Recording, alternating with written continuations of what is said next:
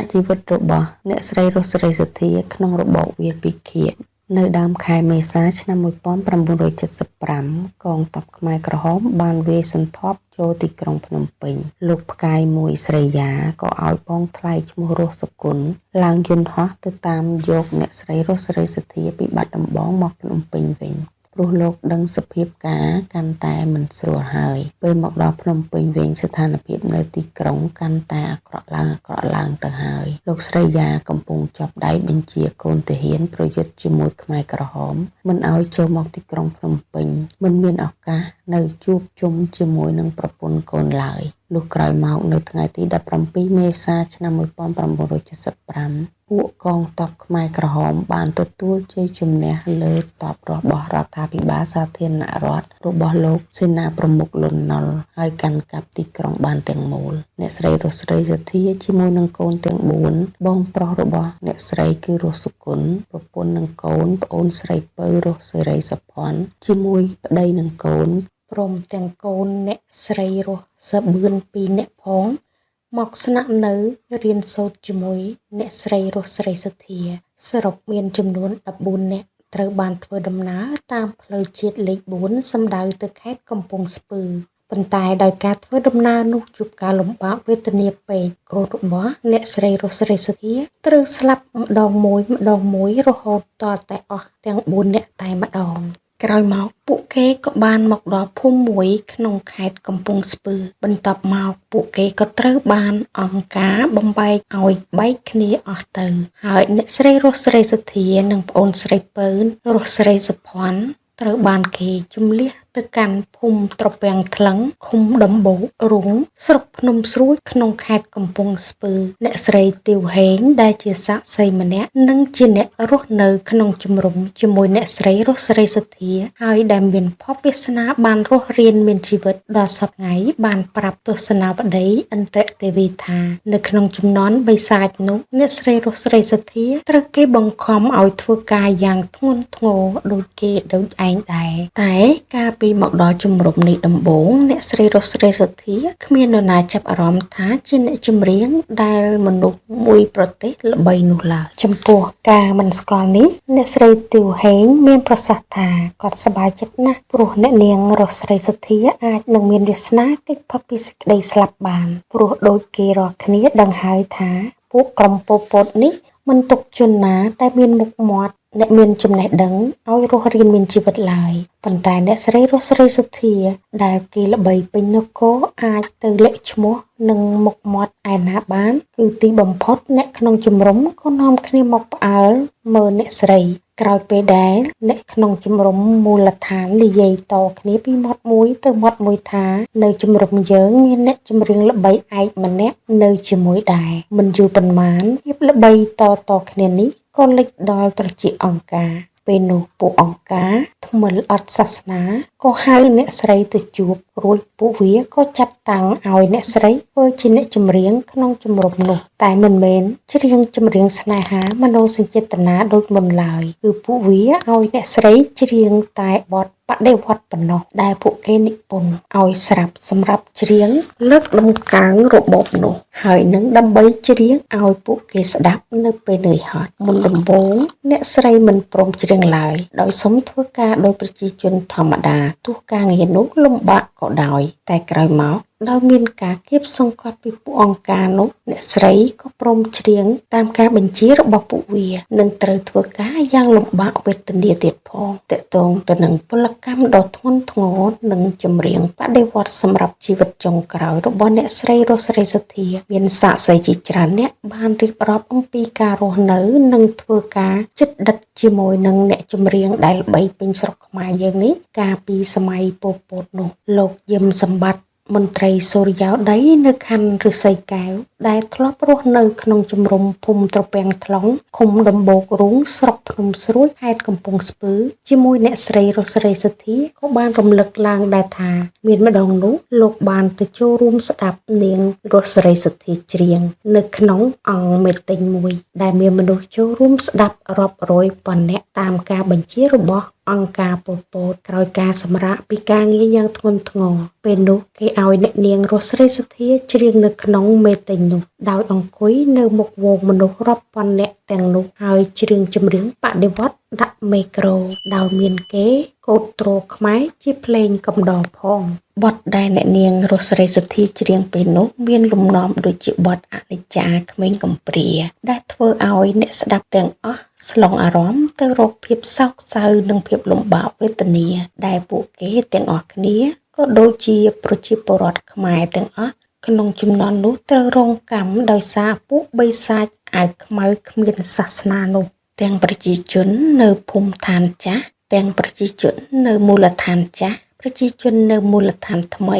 និងទាំងអ្នករំដោះថ្មីដែលគេទៅជំលះមកពីភ្នំពេញនោះផងសុទ្ធតែបានដឹងថាអ្នកស្រីរស់ស្រីសទ្ធានៅមានសម្លេងស្រួយស្រេះពីរោះរណ្ដំនៅឡើយទោះបីធ្វើការលំបាកក្នុងពេលរាល់ថ្ងៃក្តីនៅក្នុងបទចម្រៀងអង្គការទោះបីអ្នកនាងរស់ស្រីសទ្ធាច្រៀងជាចម្រៀងបដិវត្តន៍ក្តីក៏គេស្ដាប់ទៅមានអារម្មណ៍ថាពីរោះម្យ៉ាងដែរហើយអាចសម្រួលដល់អារម្មណ៍អ្នកស្រុកទាំងនោះឲ្យធូរស្រាលបានមួយគ្រាដែរឯអ្នកមីងម្នាក់ទៀតដែលធ្លាប់រស់នៅជាមួយអ្នកស្រីរស់ស្រីសទ្ធាក្នុងសម័យនោះបានលើកឡើងបន្ថែមថាក្នុងកំឡុងពេលដែលគាត់រស់នៅក្នុងកងនារីជាមួយអ្នកនាងរស់ស្រីសទ្ធាគាត់ធ្លាប់ត្រូវបានអ្នកនាងរស់ស្រីសទ្ធាច្រៀងឲ្យស្ដាប់ជាញឹកញាប់ហើយគាត់ឃើញអ្នកនាងរស់ស្រីសទ្ធាមានសៀវភៅចម្រៀងមួយក្បាល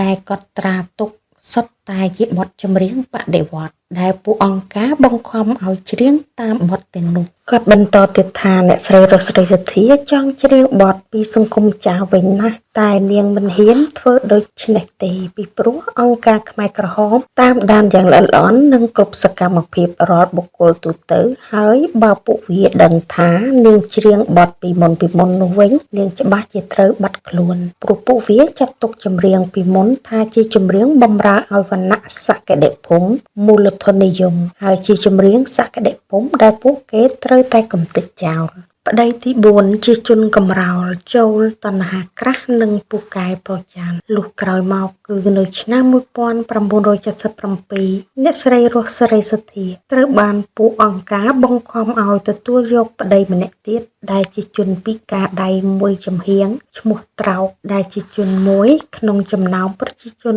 ក្នុងមូលដ្ឋាននោះដែរការបង្ខំនេះមិនមែនគេធ្វើចំពោះអ្នកចម្រៀងរូបនេះទេគឺគេធ្វើចំពោះប្រជាជនទូទៅគឺគេបង្ខំឲ្យរៀបការដោយមិនអាចប្រកែកបានឬតវ៉ាបានឡើយទាក់ទងទៅនឹងការរៀបចំឲ្យមានប្តីមួយទៀតនាចំនួនពុពតនោះអ្នកស្រីទាវហេងសាក់សីម្នាក់ដែលធ្លាប់បានរស់នៅជាមួយអ្នកស្រីរស់ស្រីសទ្ធាក្នុងចំណន់វាពិទៀតនោះបានបរិយាយថានាងរស់ស្រីសទ្ធាត្រូវបានពួកអង្គការចាប់ឲ្យមានប្តីក្រោយនោះក្នុងរយៈពេលដែលនាងរស់នៅជាទេសកលក្នុងការដ្ឋានភូមិត្រពាំងថ្លុងនោះហើយចំពោះប្តីដែលពួកអង្គការបង្ខំឲ្យនាងទទួលយកដោយមិនអាចស្ម័គ្រចិត្តនោះបាននាំមកនៅការឆ្លោះទាស់ទែងគ្នាជារៀងរាល់ថ្ងៃនិងរហូតដល់មានរឿងរ៉ាវដឹងឮដល់ប្រធានភូមិត្រពាំងថ្លុងនោះទៀតផងជាហេតុធ្វើឲ្យពួកអង្គការគ្មានខួននិងសតិសម្បញ្ញៈនោះហើយអ្នកស្រីរស់ស្រីសទ្ធាទៅធ្វើការព្រមានជាញឹកញាប់ឯមូលហេតុដែលធ្វើឲ្យអ្នកស្រីនិងប្តី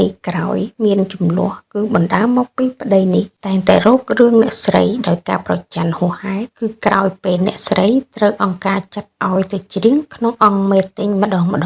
លុះមកដល់ប្តីកំហូចនេះតែងវាយធ្វើបាបអ្នកស្រីជានិច្ចសាក់សីផ្សេងទៀតបានប្រាប់ឲ្យដឹងទៀតថាប្តីក្រោយត្រោកនេះគឺជាជនប្រមឹកនិងជាបុរសមានតណ្ហាក្រាស់ផងដែរដោយតែងរករឿងអ្នកស្រីរស់ស្រីសទ្ធារយប់មិនសូវបានដេកពួនឡើយហើយចំពោះការឆ្លោះទាស់ទែងគ្នាមិនសូវលួនេះបានធ្វើឲ្យពួកអង្គការតាមដានយ៉ាងសកម្មអំពីប្តីប្រពន្ធទាំងពីរនេះអ្នកមីងម្នាក់ទៀតបាននិយាយថាក្នុងចំណន់នោះអ្នកស្រីរស់ស្រីសទ្ធាមានម្ដាយរស់នៅជាមួយដែរតែមិនមែនជាម្ដាយបង្កើតឬជាម្ដាយធัวទេប៉ុន្តែគាត់គ្រាន់តែឮអ្នកស្រីរស់ស្រីសទ្ធាហៅស្ត្រីនោះថាម៉ែចំណែកពាក់ព័ន្ធទៅនឹងការឆ្លោះទាស់ទែងគ្នារវាងអ្នកស្រីរស់ស្រីសទ្ធានិងប្តីក្រោយនោះវិញក្រោយមកអ្នកស្រីរស់ស្រីសទ្ធាក៏ស្រាប់តែបាត់ខ្លួនដោយមិនដឹងមូលហេតុប៉ុន្តែបើតាមអ្នកដឹងមួយចំនួនពីការបាត់ខ្លួនរបស់កំពូលតារាចម្រៀងស្រីល្បីឯករូប នេះបាននិយាយថា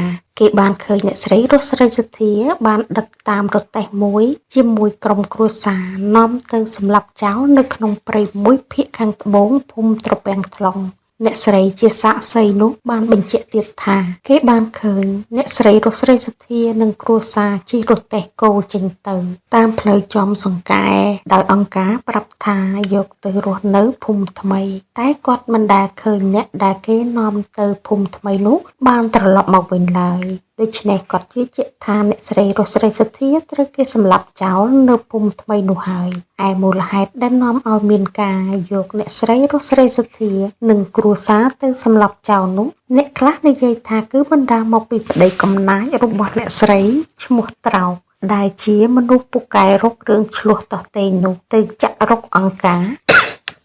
ឲ្យយកអ្នកស្រីទៅសម្លាប់ចោលចំណែកអ្នកខ្លះថាអ្នកស្រីរស់ស្រីសុធាស្លាប់ព្រោះតែលេបថ្នាំសម្លាប់ខ្លួនតែមូលហេតុនេះមិនច្បាស់ទេរីឯមូលហេតុដែលគួរឲ្យជឿបាននោះគឺដោយសារពួកអង្គការស្រេកឈាមអង្គាមឆ្អឹងយកទៅសម្លាប់ចោលទៅត្រូវជាងបើតាមសម្ដីកូនប្រុសធំរបស់អ្នកស្រីរស់ស្រីសុធាឈ្មោះសុសុធា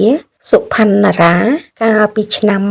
2003ទៅ2004កន្លងទៅធ្លាប់បាននិយាយប្រាប់ទស្សនាវដ្តីនានាថាម្ដាយលោកគឺអ្នកស្រីរស់ស្រីសុធានេះពិតជាត្រូវពួកអង្គការបិសាចឥតសាសនាប៉ុល ពតសម្លាប់មែនលោកថែមទាំងបានបន្តទៀតថាខ្ញុំនៅស្រណោះម្ដាយខ្ញុំណាស់កាលនោះខ្ញុំនៅតូចនៅឡើយមុនពេលដែលគាត់ឡើងជិះរទេះចេញទៅគាត់ហាក់ដូចជាបានដឹងខ្លួនមុនហើយថាគេនឹងយកគាត់ទៅសម្លាប់ចោលហើយគាត់យំអោបខ្ញុំហើយផ្ដាំខ្ញុំទាំងទឹកភ្នែកថាកូនប្រុសម្ដាយម៉ែប្រហែលជាមិនបានវិលមកជួបមុខកូនវិញទេម៉ែពិតជាត្រូវស្លាប់ហើយដូច្នេះពេលអត់ពីម៉ែទៅហើយបើកូនមានវាសនាមានជីវិតកុសផុតពីរបបនេះកូនត្រូវទៅរកឪពុកកូននៅម្ដុំស្ពានជ្រោយចង្វាគឺរកឈ្មោះសុខម៉ាត់ឬបើមិនជួបកូនទៅរកលោកយាយកូននៅបាត់ដំបងចុះហើយម៉ែសូមផ្ដាំជាចុងក្រោយថាដាច់ខាតកុំចង់ធ្វើជាអ្នកចម្រៀងដូចម៉ែឲ្យសោះជីវិតអ្នកចម្រៀងមានតែការឈឺចាប់ទេកូនម៉ែអភ័ព្វណាស់សម្ដីអ្នកស្រីរស់ស្រីសុធាចុងក្រោយនេះកុំថាឡើយដល់សាច់ញាតិដែលត្រូវយំគឺសូម្បីតែយើងទាំងអស់គ្នាដែលធ្លាប់ស្រឡាញ់និងចូលចិត្តចម្រៀងដ៏ពីរោះរបស់អ្នកស្រីក៏មិនអាចទប់ទឹកភ្នែកមិនឲ្យស្រក់ដោយស្រណោះអាឡោះអាល័យអ្នកស្រីផងដែរដូច្នេះគេជឿថាអ្នកស្រីត្រូវបានគេសម្លាប់នៅក្នុងឆ្នាំ1977ពិតប្រាកដមែនចំណែកកូនប្រុសធំរបស់អ្នកស្រីរស់ស្រីសុធាឈ្មោះសុផាន់ណារានេះកាលពីអំឡុងឆ្នាំ2005កន្លងទៅនេះបានស្លាប់ទៅហើយនៅឯខេត្តកំពង់ស្ពឺដោយធ្វើអត្តឃាតចងកខ្លួនឯងព្រោះជំពាក់លុយគេច្រើនពេកហេតុការណ៍ដ៏សោកសៅនេះគេចាត់ទុកថាជារឿងដ៏កំសត់មួយទៀតចំពោះព្រហ្មលិខិតដែលចាស់លើខ្សែជីវិតអ្នកស្រីរស់ស្រីសុធា